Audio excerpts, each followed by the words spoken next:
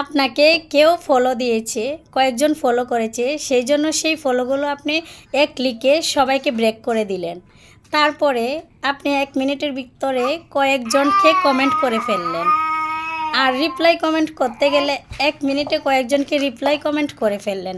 আবার একই ধরনের কমেন্ট রিপ্লাই করলেন, তখন ফেসবুক আপনাকে ব্লক মেরে দিবে।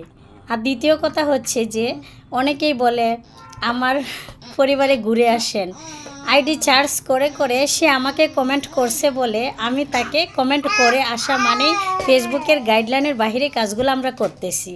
যাদেরকে ইস্যু ধরিয়ে দিয়েছে তো দিয়েছে, যাদেরকে দেয় নাই তাদেরকেও দিয়ে দিবে। অনেকেই গাইডলাইনের ভিতরে কাজগুলো আমরা করতেছি না বা জানি না। সেজন্য কারো আইডি চার্জ করে কখনো কমেন্ট করতে যাবেন না কেউ। আমরা কিন্তু সবাই ফেসবুকের আওতাধীন। ফেসবুক আমাদেরকে কন্টিনিউ ফলো করতেছে, আমাদেরকে দেখতেছে।